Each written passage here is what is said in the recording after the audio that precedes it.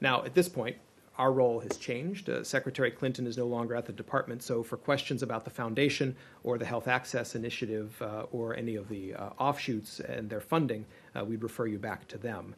The State Department has not and does not intend to initiate a formal review or to make a retroactive judgment about items that were not submitted during Secretary Clinton's tenure. The department's actions under Secretary Clinton were taken to advance administration policy as set by the president and in the interests of American foreign policy.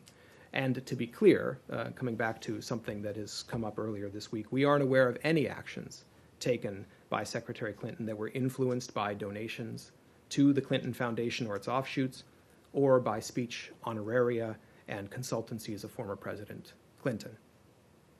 Okay, but why not? I mean, why do you not? Again, we aren't aware of any actions taken. I know you're not aware because you haven't looked into them, right?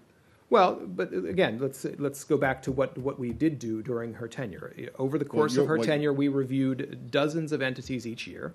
The Clinton Foundation also is a charitable organization, so we would not have had the obligation to review their donation beyond what was committed to in the MOU. Right, but what they committed to in the MOU in terms of the listing the private donors, whether or not the State Department had to review them or was supposed to review them beforehand to see if they were okay or not, it would seem to me to make sense that if they didn't live up to their end of the MOU, you would at least go back and take a look at the private donations and see whether that might raise any questions. But maybe not. I mean, I don't. It seems like you're not aware of anything, and there may not be anything there. But the reason that you're not aware of anything is because not you personally, but the reason you're not aware of anything is because the building is refusing to go back and look at it to see if there's anything that might raise a flag. Well, again, these private donations there was never any expectation that they would be reviewed. Right, but there was an expectation that they would be made public, and so that you could go and look and see. Well, and then they weren't made public, and so now that they are being made public, wouldn't it make sense? And tell me if I'm wrong. Maybe it doesn't make sense, but wouldn't it make sense to go back and take a look at them and see whether there's any questions raised, any red flag that might get raised? I don't understand why you would just close your eyes to it, because they've admitted that they didn't live up to their end of the MOU on this. Yeah, and they've subsequently. I know, but you're not right. But you're not going and looking at what they've done to address that to see if it brought them into compliance. It's almost as if they had an agreement that they didn't follow through on, but since she's no longer the Secretary of State, you're saying, well, that doesn't apply anymore, and so it just doesn't matter. But look, you don't know if it doesn't matter or not because you're not looking into it. I think what we've seen, what we've seen is speculation. We haven't. We're not aware of any actions taken that were influenced by donations. But you're not aware.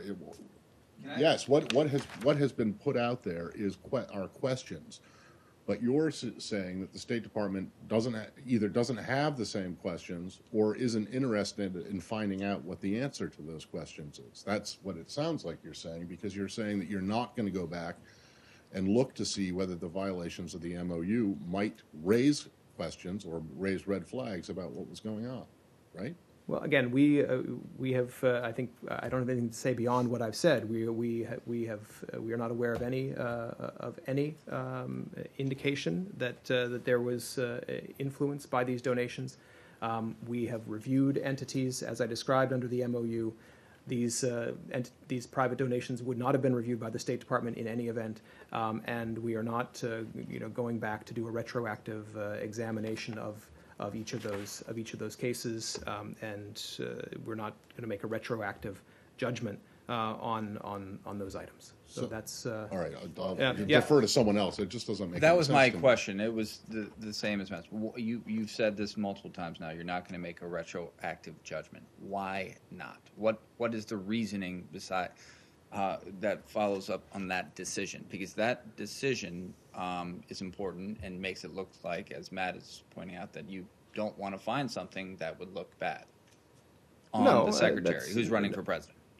No, no. Again, these private donations, which were the reason these questions arose in this briefing room, were not to be reviewed by the State Department under the terms of the MOU. But that was if the MOU was adhered to, and it wasn't. And again, I don't think no one's saying that certainly that there's something wrong.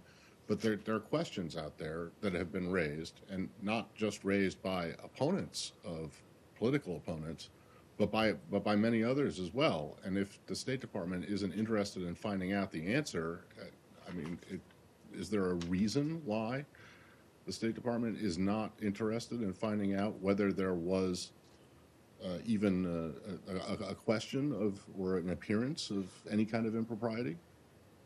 Again, we're not aware of any. You're not aware of any because you're not looking back. I think. I mean, I can understand why you would say, okay, if they had complied with the MOU and published these donors every year as they said they were going to do, I can understand why then that wouldn't be an issue. But the fact of the matter is they didn't publish those things, so you don't know. You would have had the opportunity to know, even if you weren't required or even if you weren't going to review them.